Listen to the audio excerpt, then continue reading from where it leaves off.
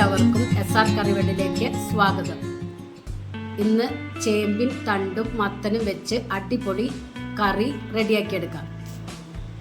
അതിനായി ഞാനിവിടെ ഒരു കഷ്ണം മത്തൻ എടുത്തിട്ടുണ്ട്, 2 തണ്ട് ചേമ്പിൻ്റെ തണ്ടും എടുത്തിട്ടുണ്ട്. ഇത് നല്ലതുപോലെ വാഷ് ചെയ്ത് തൊലിയൊക്കെ കളഞ്ഞ് കഷ്ണങ്ങളാക്കിയെടുക്കാം. ഇത് ഈ വലിപ്പത്തിൽ വേണം കഷ്ണങ്ങളാക്കിയെടുക്കാൻ. മത്തനും അത് ഈ വലിപ്പത്തിൽ കഷ്ണങ്ങളാക്കിയെടുക്കുക.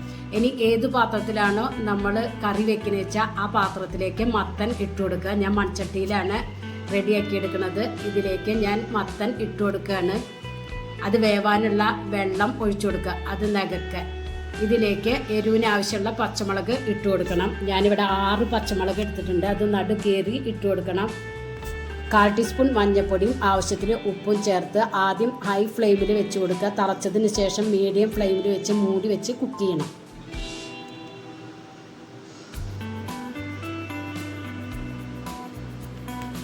ഇപ്പം മത്തനൊക്കെ വെന്തതിന് ശേഷം നമ്മൾ കട്ട് ചെയ്ത് വെച്ച ചേമ്പിൻ്റെ തണ്ട് ഇതിലേക്ക് ഇട്ട് കൊടുക്കണം.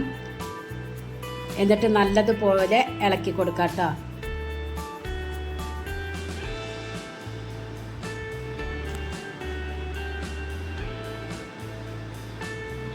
ഇനി മീഡിയം ഫ്ലെയിമിൽ വെച്ചിട്ട് തന്നെ മൂടി വെച്ച് വീണ്ടും കുക്ക് ചെയ്യാം. ചേമ്പിൻ തണ്ടിനൊന്നും അധികം വേവില്ല, മത്തനാണ് വേവുള്ളത്. ഇപ്പോൾ ഇതേ നമ്മുടെ ചേമ്പിൻ തണ്ടും ഒക്കെ വെന്ത് കിട്ടിയിട്ടുണ്ട്. ഈ ടൈമിൽ ഉപ്പ് പോരെങ്കിൽ ഉപ്പിട്ട് കൊടുക്കുക. ഇപ്പം ഞാൻ കുറച്ച് ഉപ്പ് പോരാത്തതുകൊണ്ട് കുറച്ച് ഉപ്പ് ഇട്ട് കൊടുക്കുന്നുണ്ട്. ഞാനൊരു തിക്ക് കൺസിസ്റ്റൻസിയിലാണ് എടുക്കുന്നത്. ഇപ്പോൾ സ്റ്റൗവ് ഓഫ് ചെയ്ത് ഇതിലേക്ക് വറവിട്ട് കൊടുക്കാം. നിങ്ങൾക്ക് ലൂസ് കൺസിസ്റ്റൻസിയിൽ വേണമെങ്കിൽ ചാറോട് കൂടി എടുക്കാം കേട്ടോ.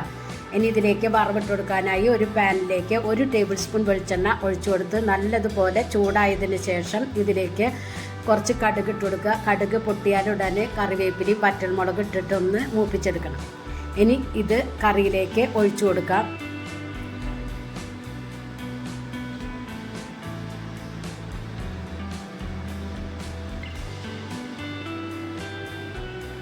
എന്നിട്ട് നല്ലതുപോലെ യോജിപ്പിച്ചെടുക്കണം. അടിപൊളി മത്തനും ചേമ്പിൻ തണ്ടും കറിയാണ്. ചോറിൻ്റെ കൂടെ കൂട്ടി കഴിക്കാൻ അടിപൊളി ടേസ്റ്റാണ്. എല്ലാവരും ഒന്ന് ട്രൈ ചെയ്ത് നോക്കണം.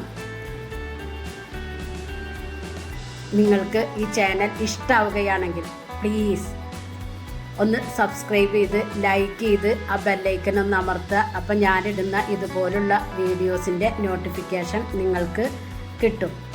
ഫ്രണ്ട്സിന് ഷെയർ ചെയ്ത് കൊടുക്കാനും മറക്കരുത്. നിങ്ങളുടെ സപ്പോർട്ടാണ് എനിക്ക് വേണ്ടത്. പ്ലീസ് ഒന്ന് സപ്പോർട്ട് ചെയ്യുക. Thank you.